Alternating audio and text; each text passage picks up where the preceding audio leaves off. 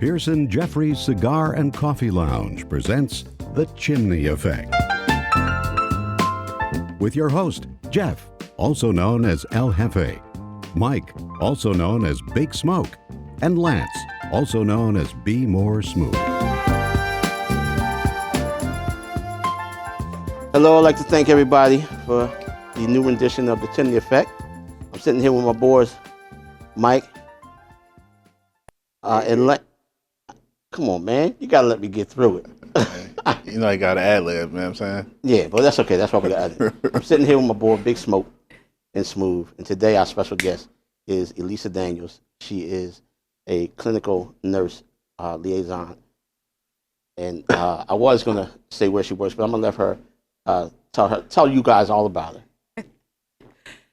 I'm a clinical nurse liaison for Good Shepherd Pen Partners based out of 1800 Lombard Street.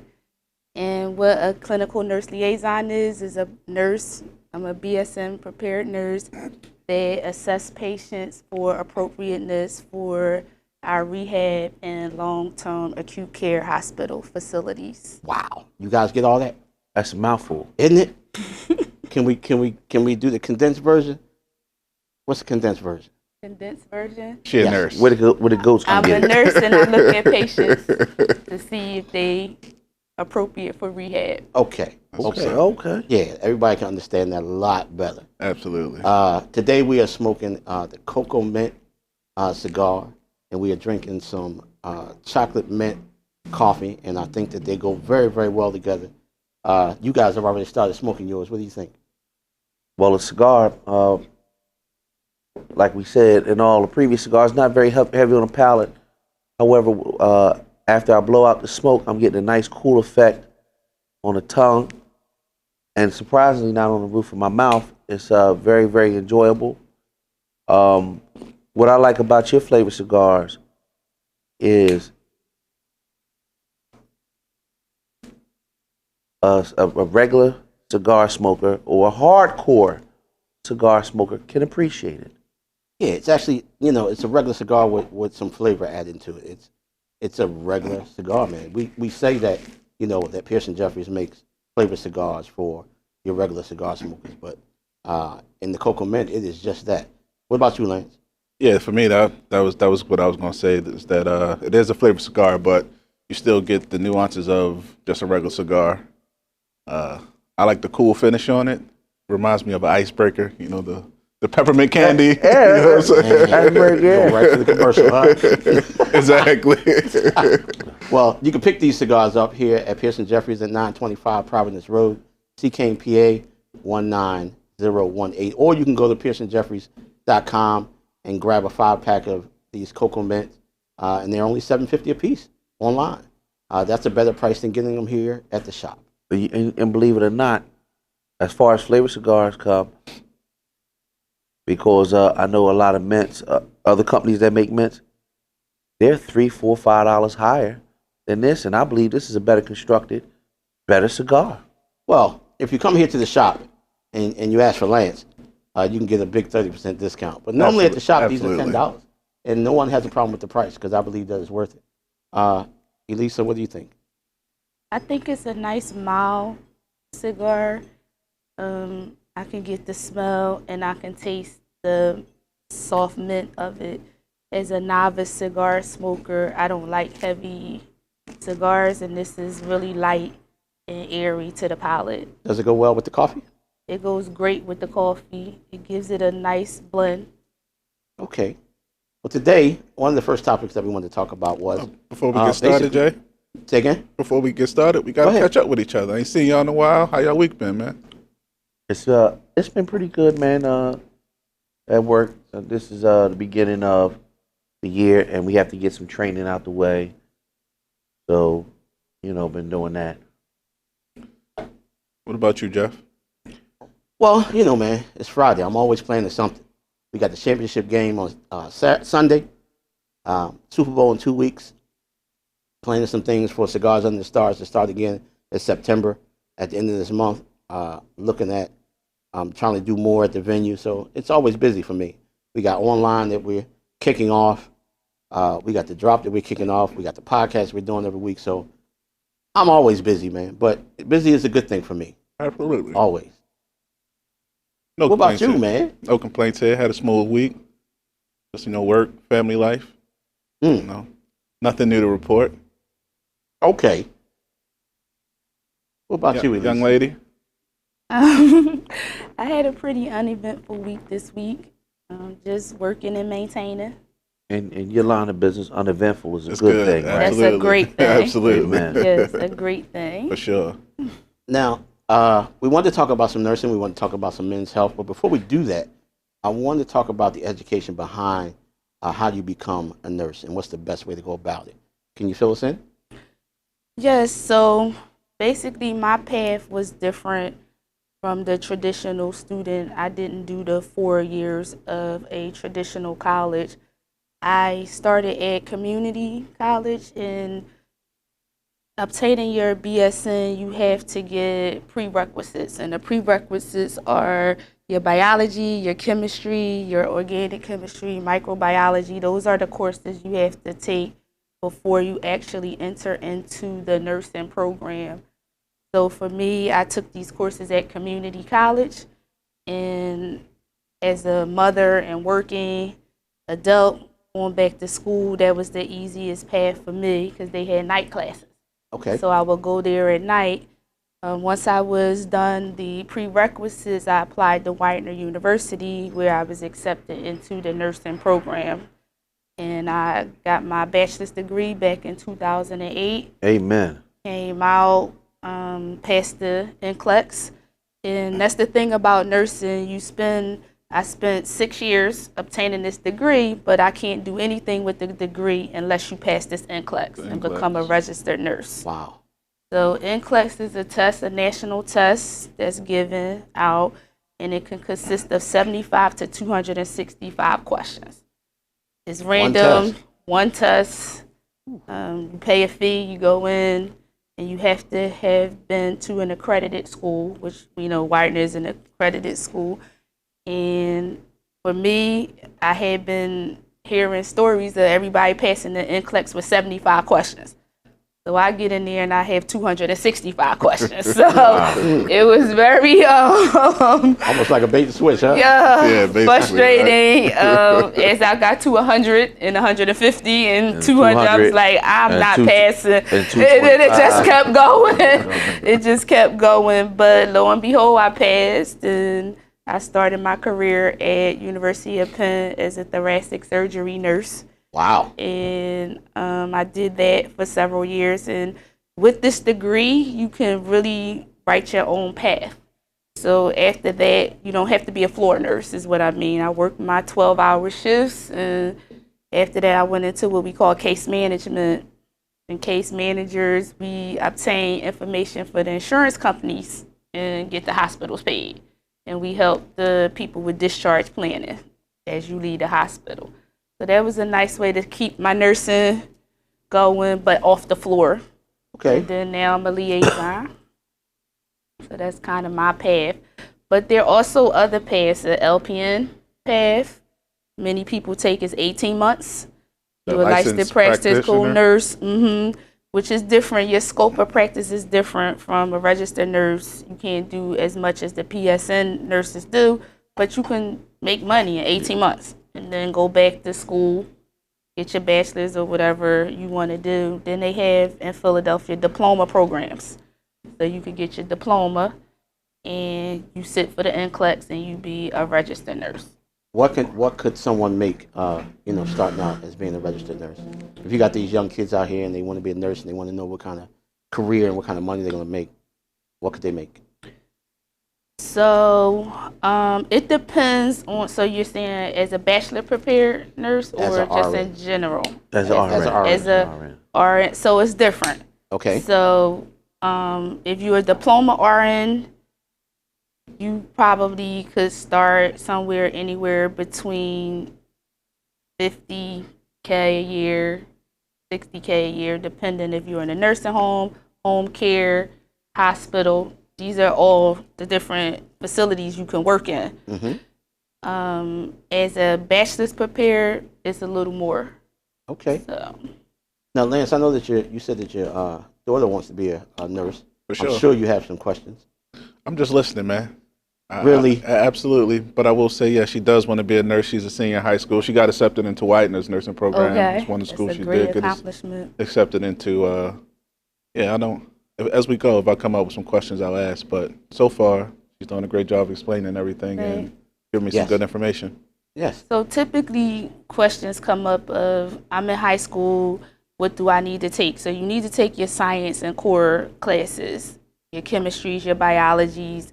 You need to have like a 2.75 GPA, volunteer experience, things like that. Make your resume and your whole picture look good, because right now it's just so competitive. It's so competitive to get into these schools.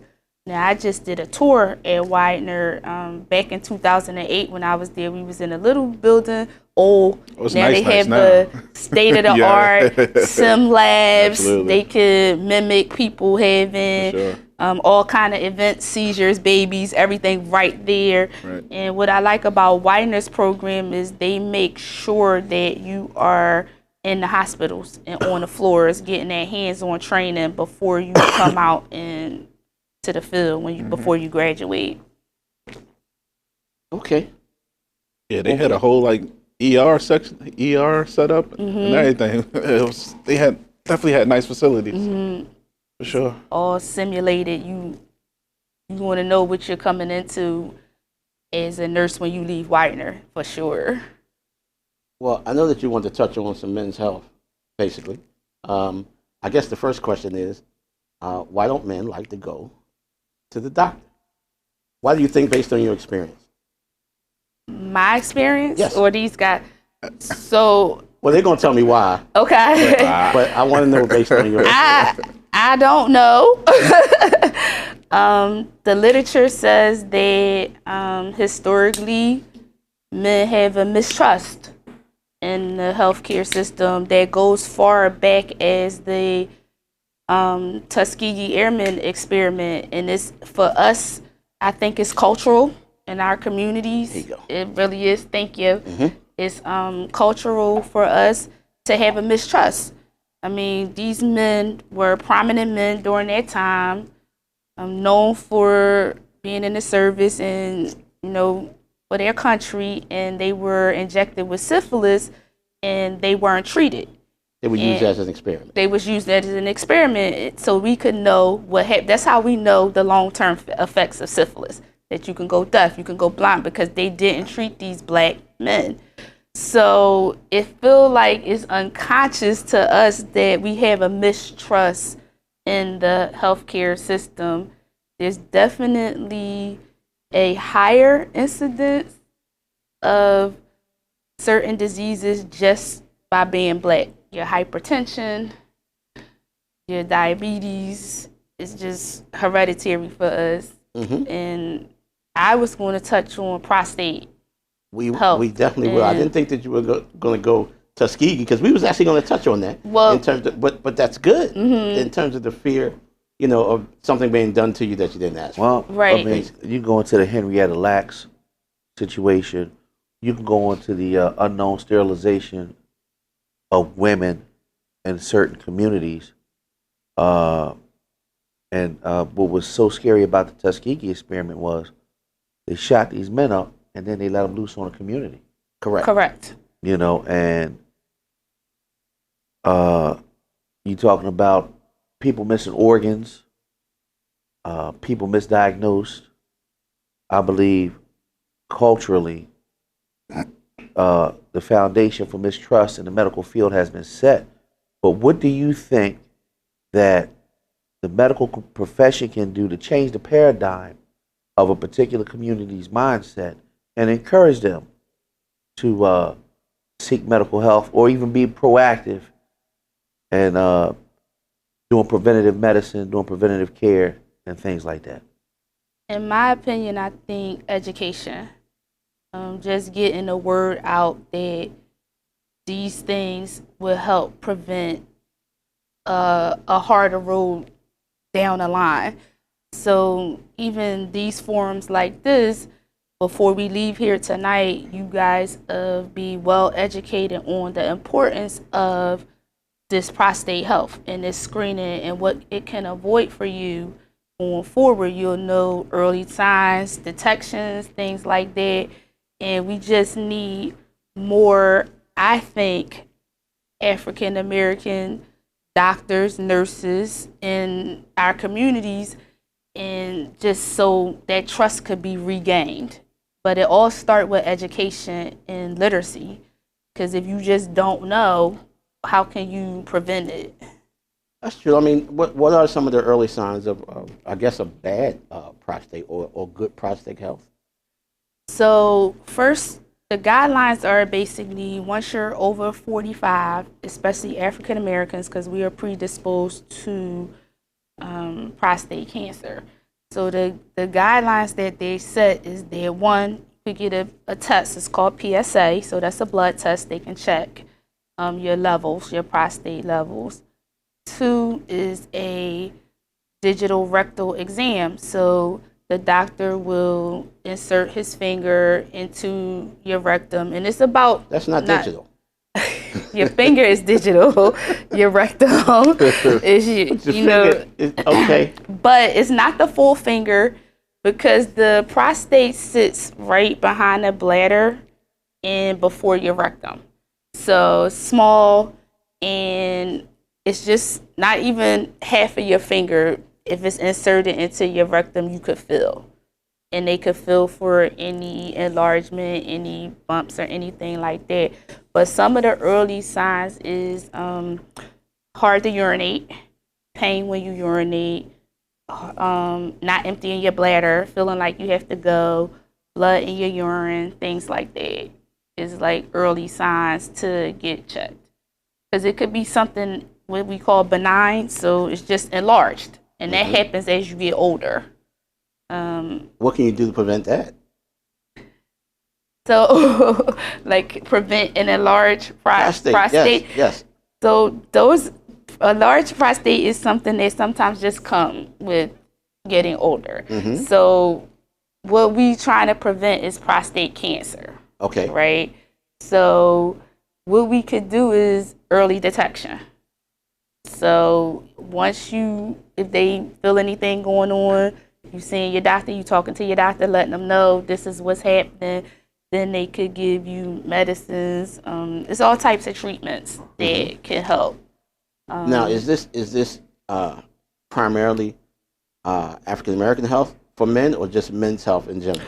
This is men's health in general. I'm focusing on it with African Americans because we typically, if you go to the doctor right now and they ask you, Nance, if you would like to get your prostate checked, what would you say?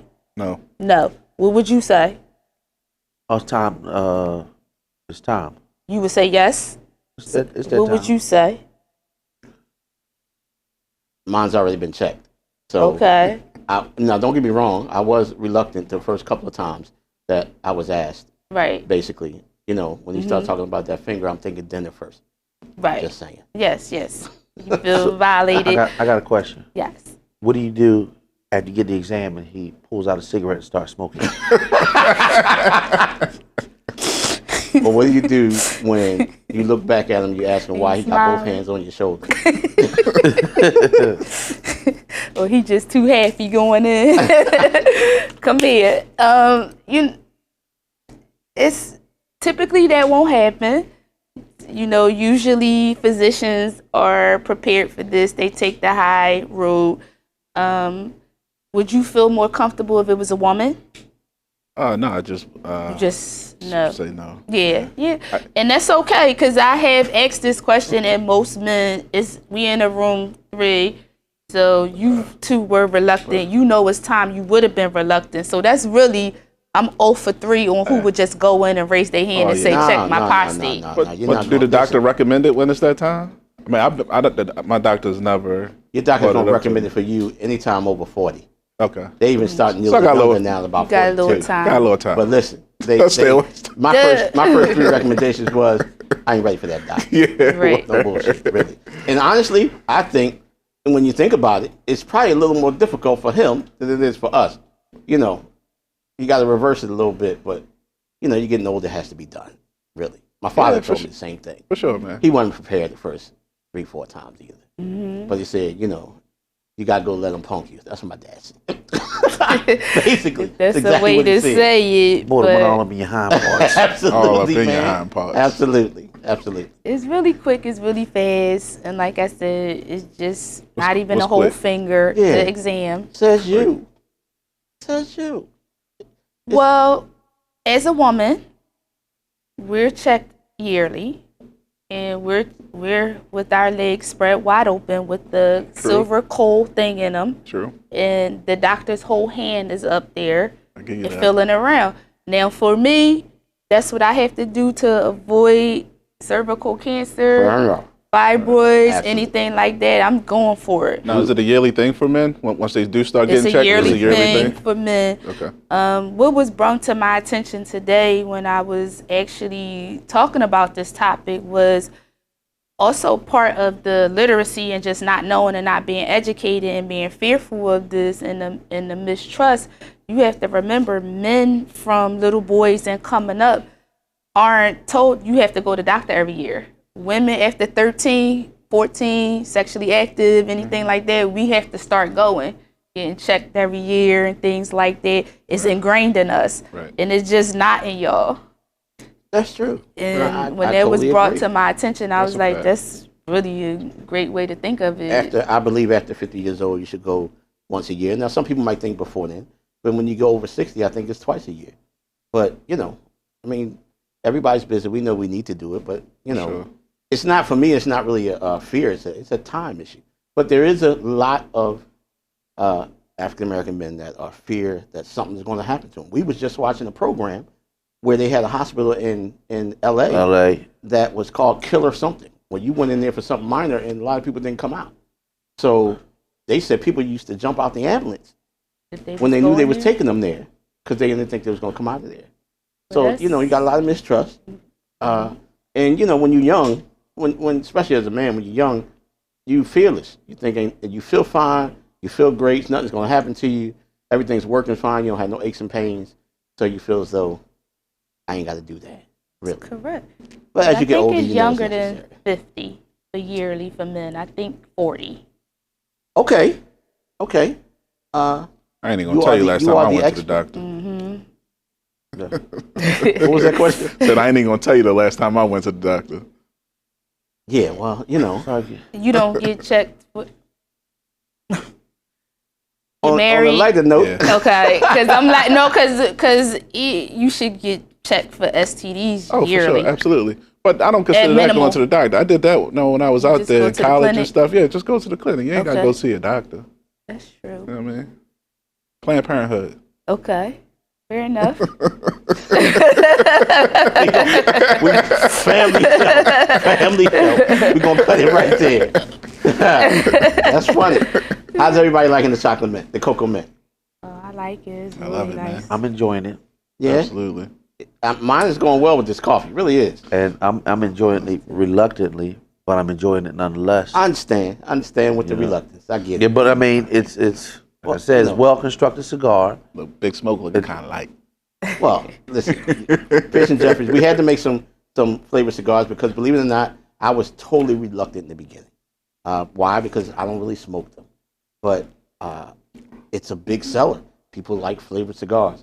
And if it wasn't for these two guys, I probably would have never made any. Because they kept saying, people coming in here asking for acids. They ask for acids. They ask for acids. They smoke these flavored cigars. I'm like, men don't smoke these flavored cigars.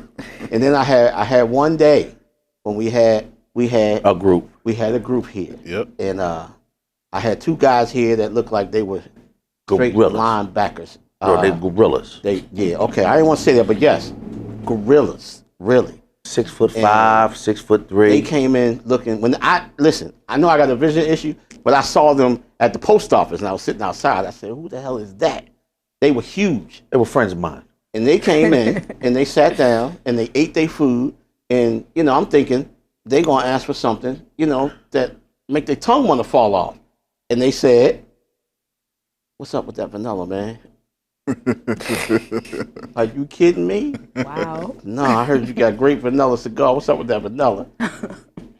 Okay. Well, how about that time you had the two guys Oh man, I with had the bandanas, the bike- bikers, Oh the man, bandanas, the they bikers pulled up on their bikes outside. They had their leather jackets. Came in. with their colors on. Oh man, they would look like they ready to kill somebody. What's up with that cherry?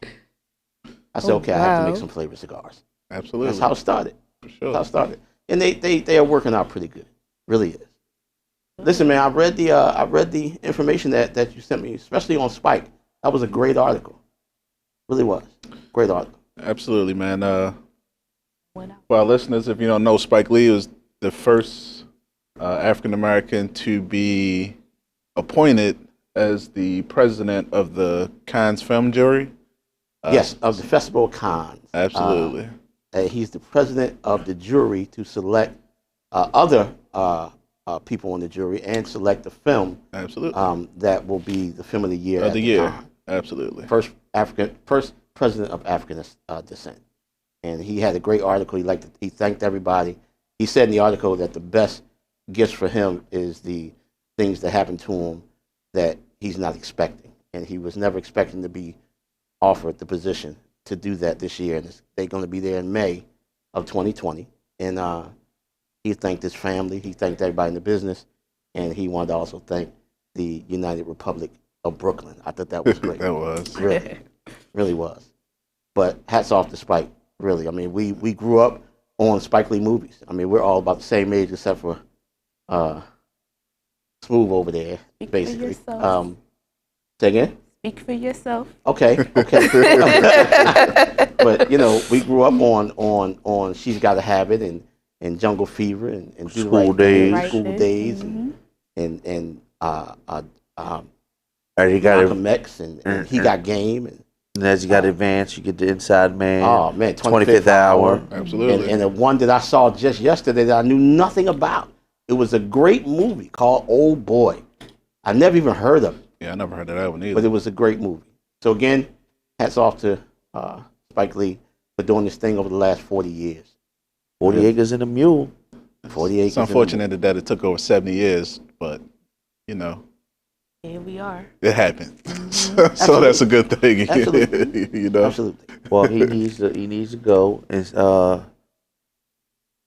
thank Gordon Parks, Mario Van Peebles, Absolutely. Godfrey Holder, and really those pioneers that were writing, producing, and directing movies back then that we really didn't give a whole lot of credit to. Yeah, they just didn't publicize it anywhere else but in the black community. I mean, The Learning Tree, great movie. Even the what they call the Blaxploitation. blaxploitation movies. Your Superflies and your Cotton Comes to Harlem's and Cross 110th Street. Across 110th Street. Different movies. Sweet badass songs. Saw baby. Cornbread Earl and Me. That was one of my favorites. Really? Yeah, it's a great movie. Yeah. You know I'm lying. I don't have no clue what y'all talking about, man. I mean, but we talk about bad periods in entertainment, and we talk about the Fred Williamsons and some of the things that they've done, and some of these movies. In order for you to be where you are, you have to go back and see where you started. For sure. Because it wasn't that they wanted to put on lower quality movies.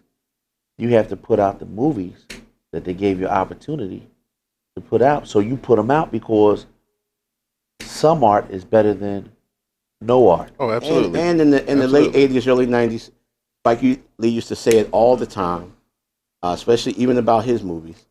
You guys have to come out and support my movies because if you don't, they won't allow me to make any more. Because it's about the dollars and cents. If you don't make the movie doesn't make any money, then they don't think that you're going to come out and see these movies. So they're not going to allow me to make them, meaning they're not going to distribute them. Absolutely. So we got to go out and see them. And there's a big one coming out. Actually came out today. Bad Bad Boys, Boys yeah. 3. I'm looking forward to seeing that. Me too. Bad Boys for Life. Bad Boys for Life. And we followed it all the way through from the beginning, which was the first one, Right. to now, and I'm anxious to see how good it's going to be. Sure. But Absolutely. again, you know, for movies, if it wasn't for Spike, there would be no John Singleton. Correct. And you're talking about there would be no Hutland Brothers, Tyler Perry. Tyler Perry, Absolutely. all from Spike. And they didn't get along, but you know, Tyler Perry still respected, you know, him for his work and how he paved the way for him. That, you know, he named one of the studios at his complex after Spike Lee. So, Well, you know, Spike Lee also said that any new films that he does in the future, he's going to do them at Tyler Perry Studios, as he should. Absolutely. as he should. Absolutely. Keeping it all in the family. For sure. Definitely. Now, you think it's an oxymoron kind of for us to be sitting here smoking cigars and enjoying this great coffee and talking about men's health? Good question.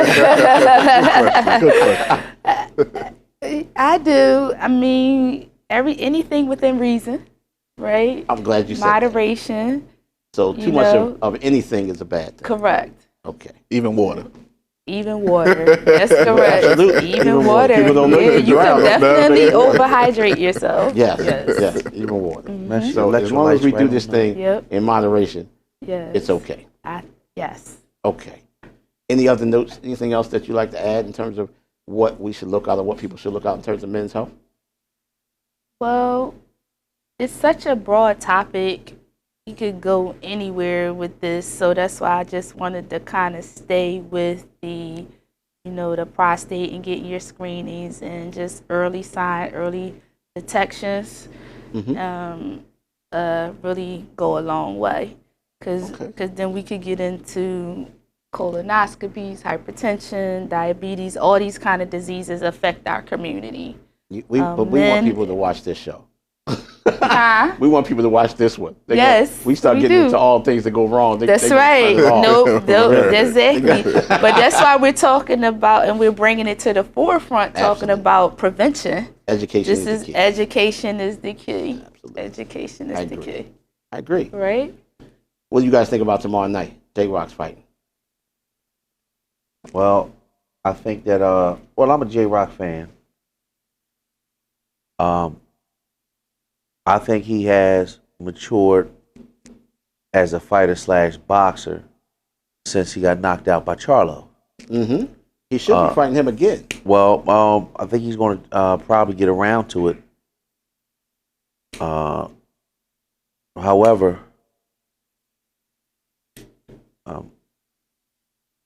I think Harrison, more from down your way, I think that was supposed to have been a rematch. I think something happened, and then he got I think his kid's name Rosario. Mm-hmm. Or Rosario. Rosario. Yeah. Kid's name is Rosario.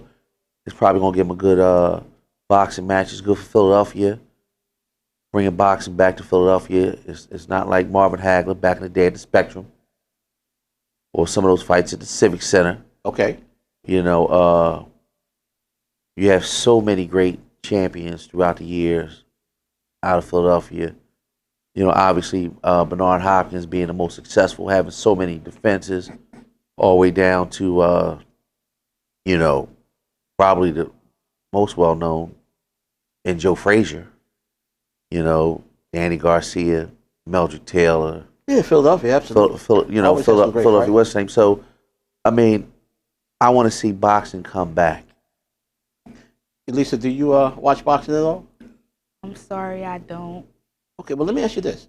There's a lot of, in the cigar industry, ladies smoking cigars are getting bigger and bigger. What made you start smoking cigars? So this past summer, my sister, she actually exposed me to smoking the cigars, and it gives me, after a long day, a nice relaxing feeling. It seems different from a cigarette. It's definitely different from Yeah, because I can't even be in a room with cigarette smoke. Okay. But this whole vibe is just different. It's, like I said, it just relaxes you, give you a nice, warm, chilly kind of feeling. And I've been enjoying it since I started this summer. You've only smoked for about 6 months? That's it. Wow. And you've already advanced to a couple of different cigars that we have here at Pearson Jeffries. I did. I believe I saw you smoking a threesome. That's a cigar. If everybody want to know, that's a cigar. Has 3 different tobaccos. It's a combination of my Spanish Rose, the Elder, and the Dark Knight. And if I had one here, I would show you a picture. But we will do an event on the threesome. But to everybody out there, that's an actual cigar. It's a very, very nice cigar, and everybody loves it here. Yes. When we did the Big Ash contest, that is the cigar we used, and one of our favorite ladies here at the shop actually won and beat a whole bunch of guys, but we'll get into that another time. But The Long Ash contest champ, yes, standing champ, standing champion right is now. is Undefeated right now. Is a woman. Is a woman. Yes. A regular here at Pearson Jeffries, part of the Pearson Jeffries family. And she beat everybody. That's Yeah, awesome. we need to make a Powder Puff Girl shirt. Something like that. But 6 months is good. I mean, for you to advance to other cigars besides flavor, that's a great thing. And I'm glad that you understand that it is a relaxing thing. Cigars are not made to be inhaled. And when they're made properly, it is some of the best tasting things you can do. It's very relaxing. You can get a lot of different hints and nuances from certain cigars. I mean, flavors are more dominant in flavored cigars, but for a regular cigar, there are so many different nuances based on the blend of that cigar. And any cigar that you like is a good cigar. There are no bad cigars. If you like it, you like it. That's Really. true. For sure, man. Some people like bigger cigars, some people like smaller cigars. But to me, if a person likes that cigar, then it's a great cigar for them. Absolutely. Really. So this Saturday is also, man. First, let me just say this. I never even heard of J-Rock until I saw the commercial when I was here last That's a weekend. damn shame. So You call yourself a boxing fan. I'm a fan, a casual fan. Okay. However, this week we do also have the Conor McGregor fight. I don't worry. I'm more so looking forward to that than the J-Rock fight. I'll watch both. Yeah, I don't watch MMA. I heard he made weight. They both made weight. Yeah, they both made weight. Yeah, Absolutely. and you know, as opposed to that fiasco we had a couple weeks ago. Absolutely. Yeah, we had Come on, Tank. well, listen, I find that mixed martial arts competitors are a lot more disciplined 100%. and have no problem making weight because the person's a lot smaller, but ultra competitive. It is not a discipline that I'll watch it and I understand it, but it's not really. I respect the skill set, Absolutely, man. but I'm not a fan. But Once MMA, you drop on the ground and another guy's on the ground with you and they all in between your legs holding you, you can't get up. And it's you all try- skill. Forget all that. That's Listen, not for me. Well, That's when not- MMA is pushing. It can never put. It's doing much better numbers than boxing. Absolutely. Doing much better numbers. from what standpoint? From pay-per-view buys. Pay-per-view buys And Few gates. numbers on And they MMA sell- is doing better than boxing. Absolutely. for the last 5-6 years. Absolutely. 5 or 6 years. Absolutely. Yes. Okay, that's something that I didn't know. But you know one Well, that's thing I still not don't gonna like make me about watch it? I mean, from the business end standpoint, I guess it's great for the businessmen behind the scenes. It's a travesty that Conor McGregor guaranteed purse is only $5 million. Well, and He also, made more boxing fighting Floyd. He made 50. There you go. and I think, He just stuck to boxing. and I think that well, it ain't Promoters that many keeping Floyds all out the there. money. Well, here's the thing about MMA, and I think what makes it attractive to the general public is that anybody, Can do it. whether you're a wrestler, whether you do martial arts, Absolutely. whether you're a boxer, Boxer, yeah. I think it does Grappler. service to the discipline that a true boxer has to go well, through it's not from boxing. age 13 up until he Well- turns professional. But Well, what about that's- a martial arts guy? What about a You say the martial arts same guy? thing. Same discipline, yes. Absolutely. Wait a minute, you got all kind, and then you have to put it all together. Absolutely. You have to put it all together. You have to get a ground game. You have to get a grappling game. Absolutely. You have to get Stand-up a game. stand-up game. I respect the skill set. You have to be able to most definitely be able to take a punch. Yeah, especially with 3-ounce gloves. Right? You got to be able, You might definitely as be well able. just take them off. Well, hey, I definitely respect. I had some coworkers before Pennsylvania would even sanction mixed martial arts. were actually going and competing, and would actually go up to New York, down to Maryland and Virginia because they were sanctioning. Sanctioning fights. Would actually go up and travel and watch them guys. Well, here's the question: if the pay-per-view numbers are bigger than boxing, and MMA now, I remember when it first started. It's been popular now for about 15 years, Okay. basically. So if the pay-per-view numbers are bigger than boxing, Right. and the boxers are only doing $500,000 per fight, then who's making the money? Promoters? UFC. UFC. UFC, the company. So Mr. Dana White. Dana White. What is stopping these MMA guys from doing what boxers did? Either one, start promoting yourself, or asking for more money. Is it that many MMA fighters that they can say that you're not getting that money, we're gonna throw him in there? You got to think from the MMA standpoint. UFC is UFC. If you're not fighting in UFC, you're not fighting. You know what I mean? So you said there's only one basic It's only one body. Unlike when it used to be WBA and WBC, it was 2 back in the day. Right. So now it's 15. Exactly. Basically. Exactly. So you're saying since it's only UFC, that's it? You have branches off that does MMA, but they don't mingle and fight each other. If you're in UFC, you're only fighting under UFC. Okay. You know what I'm saying? And they got a contract with And ESPN. they got a contract. Yeah. There it is. ESPN They have a contract with ESPN. and ESPN pay-per-view. Okay, so ESPN pay-per-view is getting 50% of the money. Well, listen, I don't know anything about the breakdown. They are. We're talking about an audience. And Yeah, well, that's what I'm saying, though. If you truly have an audience for it, then there's room for another sanctioning body. absolutely, There's room. Absolutely. There's room. absolutely room. Did I just see a light bulb go off in this? Nah, not to me. Nope, I ain't got time for nothing. I just else. said, did you just have a light bulb go off, Nope, I did. Lance? not at all. Not at all, man. What I'm sitting here is I'm enjoying the special guest that we have, the company. I'm enjoying this cocoa mint cigar. I'm enjoying this chocolate mint coffee, and we are discussing MMA right now. But light bulb, no. I think a light bulb. Not at all. Light bulb just went And off. even so, I wouldn't say it on camera. Absolutely. Light bulb just went off. Ding, ding. Not at all. But listen, like I said, for all those MMA fans, I truly, truly respect the skill set. I do. For sure. I'm a boxing purist. Absolutely. Well, that's what we grew up on. Absolutely. That's what we grew up watching. We got to see some of the greats in our era. We even got to see Muhammad Ali. And I understand it. I understand it 1,000%. Right. I just don't understand. To me, it's like watching WWF. Almost. Only thing they're not doing is flipping you like that and That's flying staged. off the turnstile. That's staged. staged. They rehearsed that. Say again? That's staged. I understand. I know it's staged. I know it's staged. But, it is what it is. It is. It is what it is. I'm glad y'all like it. Well, I'm glad you like it. Absolutely. Really.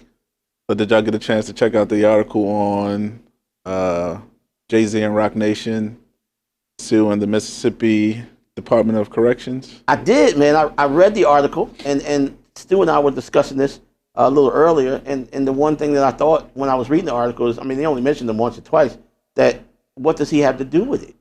I know it's a tragedy, you know, and I know there's probably some horrible things that goes on. Well, he has state penitentiary. He has a part of Rock Nation that just does the philanthropic work. So he pays for just regular people's lawyers, things of that nature, when things are being done unjustly to people. Okay, so he's basically just doing it from a standpoint of being a philanthropist. Yeah, absolutely. And that's what I said to Stu. Maybe he's actually just paying for. Yes. He's championing the cause. He championed the cause, Okay. right, and put his lawyers out there on the job. I can see to, that. to try to get some I don't change think they're gonna done. make a difference. Yeah, I don't think so either. But at least he's lending his name to it, Yes. which is bringing light to it, basically. I believe. I guess Stu, you would know better than anybody. I guess to me, I always imagine we got a lot of homeless people out here. To me, guys in jail living much better than a lot of people that's out here law-abiding citizens on the street. In my opinion, I do think they should be treated well and be in a safe environment. Wow. However, it's like they try to give them way too many rights in the prisons. Well, they should, the older I get, I see the general public's standpoint. Let me start off by saying this. Nobody, when you go to jail, you don't want to be there. Facts. Let's start off with that. You don't want to be there. You're not in charge of your health care. You're not in charge of your living conditions. In this country, as opposed to a lot of other countries, the state said that the state makes an individual a ward. So it's up to the state to take care of them, Right. like they would take care of anybody else. Mm-hmm. Health care, food, living conditions, heat, an opportunity to exercise and stay fit. And in some cases, where I work, we have individuals who have master's degrees from Villanova University, all on the state. Mm-hmm. For free. For all on the state. All on the state. All on the state. And you have to ask yourself where, you have a young lady, and I have some young ladies in higher education, and we have to figure it out. Absolutely. And Absolutely. we're getting punished for doing the right things, and they're going to get rewarded for not doing the right things. Absolutely. I think our reward and consequences in this country a lot of times are a little off kilter, but I believe that when somebody is awarded a state, they should be able to exist and reasonably believe that they're safe in state custody. I read about the gang situation. I believe that they should take care of it, but as Hefe and I were talking a little bit earlier, that is a great undertaking within itself. Gotcha. Because you have to set up a whole department, a database. You have to really go deep in. And a lot of states don't even have a concept of what it would take. Because I was explaining it to them, you talking about quite a few $1 million just said intelligence on a corrections level. But like I said, what does Mr. Carter, what is his interest in that? I think that, and I understand the Browder thing, which was a tragedy. Absolutely. But I don't see the dog that he has in that fight. I believe it's an endless fight. Yeah, I don't think he has one in there. I just think his team brings information to him, and then he has the money and the legal team to be able to go out and see if they can affect something. He lends his name to it, and that's why we're talking about it. Right. So in that sense, that's a good thing. It would, because even if his lawyer decided to do it pro bono, it would have never got brought up in the media. Correct. On its own. Correct. Right. Absolutely. But I still think it's an endless fight. Oh, it's it like is. the war on drugs. Absolutely. War on drugs is an endless fight. Absolutely. You know? But that don't mean you should just lay down either. You can't. You got to fight it. Yeah, you got to fight it. Otherwise, you're gonna lose. Well, President Absolutely. Obama some years ago started actually a program or act called the Prison Rape Elimination Act, and he tried to get several states to adopt it. Pennsylvania actually adopted it. I heard of that. Yeah, I did hear that. Pennsylvania actually adopted it. However, there were a lot of southern states that didn't take the money and never adopted the act. Well, the South is the South, man. Right, the South is the South. Yeah. A lot of those, if you don't have on your agenda to eliminate prison rape, they probably don't have an agenda to deal with gangs, to deal with violence, to deal with all these other things, because a lot of those states are barely holding on because, they're poor. Right. Well, again, let me talk about this cigar. I'm just about done. I can't believe I'm smoking it this fast. It's actually very, very good. Again, you can go to PearsonJeffries.com and pick up this cigar for $7.50. And or you can come here to Pearson Jeffries at 925 Providence Road in Seacane, PA, and grab this cigar. It's going to be a little bit more expensive, but if you mention Be More Smooth, you'll get a 30% discount. I look out for my people, man. On this cigar. Oh, is that the new thing? Well, that's a new thing. I for mean, him. that's You know, we gotta give it to him. that new thing. That's the new thing. I'm about getting the people discounts, man. Yeah, that's I'm saying, that's all right. I'm what just I'm gonna tax about. him for it. Absolutely. Man. He gonna pay the difference. But going back to men's health and women's health, basically, Elisa is basically telling us that education and prevention is the key. Is that correct? I think that's the key, and we just have to get back the trust of the healthcare profession into our communities. And a good way to do that is to train more Black nurses, Black doctors. Because it's one thing to go in and see someone looking like you that's treating you and Absolutely. been there and done that. So Yeah. it makes it a little easier to talk to someone when, and it's a good thing and a bad thing, because if something's wrong, if you get an ache, you Google it. This is happening to me. I can Google it and Stay off Google, people. Right, exactly. Stay off Google. but that's what we do. Yes, we'll Google it and diagnose ourselves and fix it. I had a friend of mine that actually did very well with the stock the last 2 years, and what he did was the company is setting up a virtual appointment where you can go on your phone, talk to the doctor, Yes. and he'll diagnose you, treat you, and actually will send you a script Yes. Wow. virtually. Absolutely. Virtually. And do you know if you're talking to that actual doctor? Are you doing a FaceTime or you just FaceTime. FaceTime. You actually a FaceTime. FaceTime. Absolutely. Okay.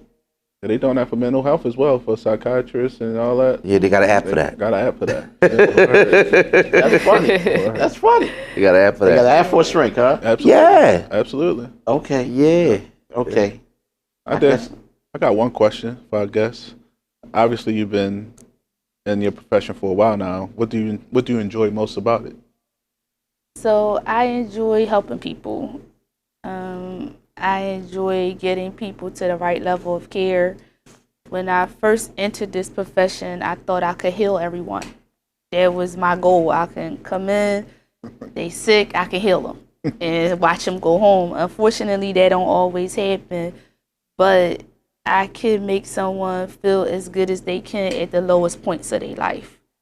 So when you're helpless, and that sometimes too for men is hard to be sick and down and have to receive help and want help. So we have to keep that in mind and be empathetic. And that's what I enjoy most, just helping people. And recently, I started teaching LPN students anatomy and physiology. And I did one class so far, and that has been so rewarding, just helping other students and get to where I am. And I pride myself on saying, if I did it, you can do it. So there's no excuses. Right. If you want it, you can make it happen. And so I just been trying to be a positive role model, a positive mentor for those students, and I'm gonna continue with it next semester and see how it goes. But yeah, I just enjoy helping people. Well, I can honestly say that when it comes to being sick, women are much stronger. Yeah. They really are. Yes. Because I facts. hate being sick. Me too. Yeah. If I'm sick for more than 3 days, I'm going back to being 3 years old. Yes. It's just how I am. Yes. I can't stand nothing but 100%. Really. And we- everybody in my house hates when I'm sick. I know. It's like, here we How go. long do you plan on staying with education? So I think I would like to continue with education as I get older. Kind of just get out of the hospital and get more into teaching and preparing the younger people for this. So I could probably do this, but what I've learned that in order to be successful as a teacher, I need more education. So right now I have my bachelor's degree, so I have decided that I need to go back and get my master's so that I could be a teacher and continue with the education piece. I think personally, in you telling your story, I'm impressed because I think a lot of people might have missed the fact that you did all of this while actually maintaining a family. I was going to mention Absolutely. that. You know, right. you actually Absolutely. maintained a family. you achieved your goal. You actually had your cake and ate it too. You should And be you committed. got, and you, Sure. and I'm definitely impressed. And you can be an example and an inspiration to mothers in general. And I mean, I'm just impressed. And I'm one of your biggest fans. Thank you. Mothers, Absolutely. daughters, and sons. Right. Absolutely. Correct. And sons. Yeah, And we speaking now of know son- who we all going to call Oh, for if sure. something's wrong with us. Speaking of sons, doing these college visits with my daughter, since she is a senior, we going in all these college shows. I've noticed a lot more males are J4. coming out to be nurses as well. 4 minutes. I was Correct. shocked at the amount of males out there as well. Yeah, it's great. In my class, I had 2 males. So it is starting to, males are starting to get into this predominantly female population, but you have to keep in mind, once again, cultural, Facts. because a male nurse can't take care of me.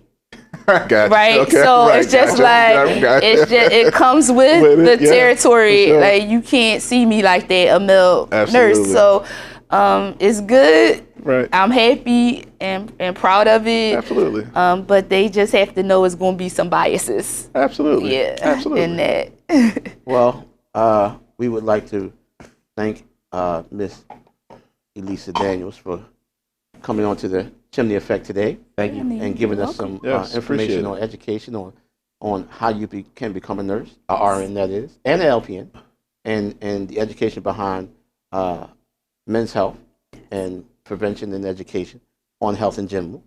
I'd like to thank you guys for actually smoking the cocoa mint. I know it was hard Yes, for you. it No, was well, we did that. We did it for a reason. I We did it enjoyed for a it. reason. Well, I would like to thank Nurse Daniels for being the first lady guest, Absolutely. and most definitely not the last one. But I'm pretty sure you'll be the most elegant. Thank you very much. Well, again, we're at 925 Providence Road, CKPA, Pearson Jeffries. If you got them, smoke them. If you don't have them, we got them, so come get them. Before we got it here, I got Yeah. one question for everyone. Just yes or no. It's just a yes or no question. Is there such thing as a porn addiction? And we out. The Chimney Effect has been a presentation of Pearson Jeffries Cigar and Coffee Lounge, located at 925 Providence Road in Seacane, Pennsylvania. You can also find us online at pearsonjeffries.com.